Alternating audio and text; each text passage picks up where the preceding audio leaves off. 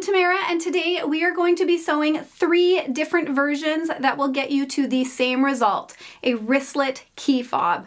Now I've got 3 different versions because it really depends on the scraps that you have at home and your sewing skill level. Let me know in the comments which version you end up choosing, and if you want to check out my blog post, I will have that linked in the description below as well, because in that blog post I always have all of the measurements written out there for you, so you can go check that out while you're sewing. And finally, stick around to the very end because I have a quick tip for you, something that I suggest you use when you're finishing your key fobs that will help them last a little bit longer. All right, let's jump on into those tutorials. All 3 options will use this same lobster clasp. It is 1 inch wide on the bottom, and it just has a nice little hook on the top, which will allow you to clip it to your purse or to your keys, whatever you want. I will have a whole bunch of different options linked in the description below for you if you're interested. Version 1 uses 1 piece of canvas fabric. So this is nice and easy because you're not adding any extra batting or fusible inside it. You will fold your canvas fabric in half and give it a press, and then fold both long edges in towards that center crease. Finally, fold it all up so that all of those raw edges are tucked inside. Then slide that lobster clasp on over that fabric, and I like to use my little magic clips on either side of that lobster clasp to hold it in place. I'll throw a few more little clips there, but I want to leave myself about 3 inches on either side so that I can open up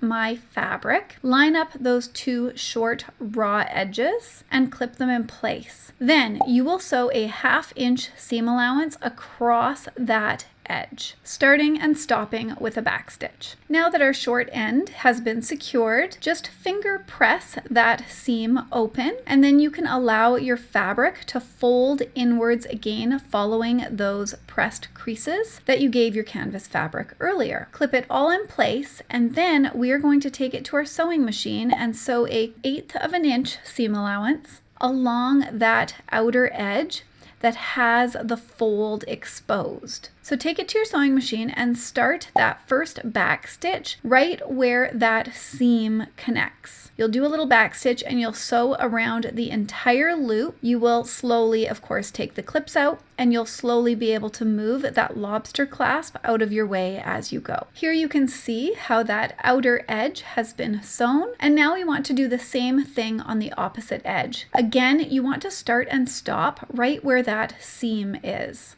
using another 1/8 seam allowance, and start and stop with a back stitch. Now where that 1/2 inch seam allowance is in the center of our loop, you'll notice that it's a little bit thicker. You'll slide your lobster clasp to the bottom of one of those edges and then pin it in place. Then you will sew either 1 or 2 seams across that edge. I like to do 2 seams, one above that 1/2 inch seam allowance that was made earlier, and one below, just to secure everything in place. And once again, start and stop with a back stitch. And this is what the wristlet will look like when you are finished. Now on to version 2. With this version, we are using a thinner cotton piece of fabric, and you will cut that fabric at 14 inches by 3.5 inches. And then you will need a small scrap piece of batting. You could use a fusible fleece batting, a regular batting. Just make sure it's not too thick. Some polyester battings can get a little bit poofy. Make sure that that batting is cut at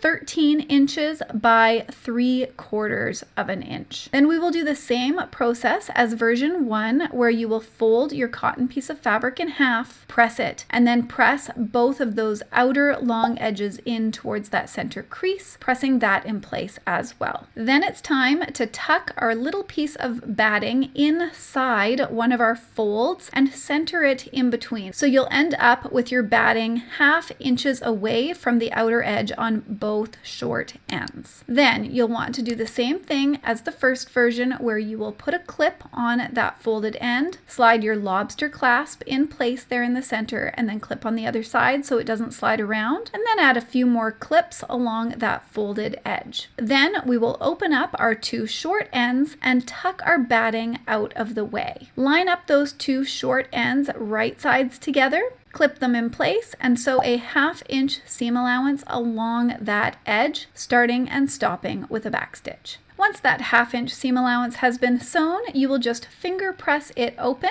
and then lay your batting flat and allow your fabric to fold over the batting, following those pressed creases that we pressed into our cotton fabric earlier. Everything should fall into place nicely, and then we need to sew an 1/8 of an inch seam allowance around the entire outer edge of that folded half, so where the fold is exposed. Once again, this step is the same as version 1. And make sure that you are starting where that 1/2 inch seam allowance is. So an 1/8 of an inch seam allowance. And of course, you'll slowly go all the way around, starting and stopping with a back stitch and removing your clips and slowly moving that lobster clasp out of your way as you go. This is what it will look like once you've sewn that one seam. Now you will do another 1/8 of an inch seam allowance on the opposite side. Again, start where that 1/2 inch seam allowance is, and then go all the way around and finish where you started, slowly moving that lobster clasp out of the way. Start and stop with a backstitch.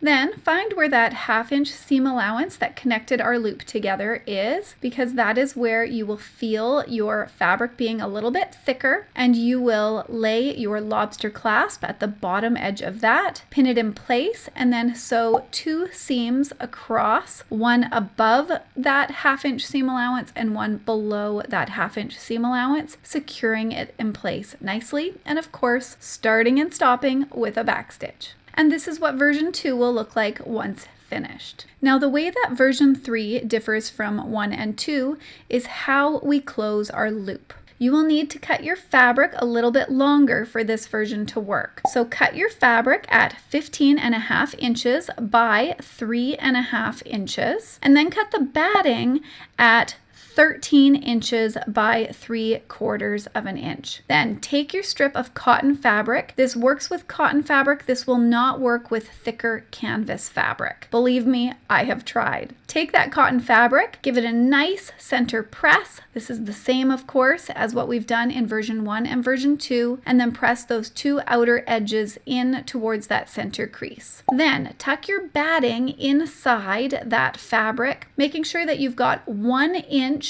of space on either side of your batting towards that outer raw edge. Then fold it all in and tuck that batting in place, pinning along that folded edge. Now this is where we're going to do something a little bit different. You're actually not going to add your lobster clasp at this point. You're going to sew an 1/8 of an inch seam allowance around the entire thing, starting and stopping with a backstitch. Now this is where things start looking a little bit different. You are going to fold your strip in half, but not exactly in half. You want one of your short ends to stick out a 1/2 inch past the other short end. Then you will stick both ends through your lobster clasp. Then fold that 1/2 inch extra little piece of fabric over the other short end, and then fold it over again over top of your lobster clasp and just clip it in place. This is how you are hiding your raw edges. Then sew the 2 seam allowances that we've spoken of before across that inner edge, and then one more a little closer to that lobster clasp. Start and stop with a backstitch. Now go slow when you're sewing these 2 seams, as you are sewing through a thicker amount of fabric. Once again, start and stop with a backstitch. And this is how that wristlet will look when it's all finished. All right, you guys, let me know which version you end up sewing. And now finally, for that little extra tip,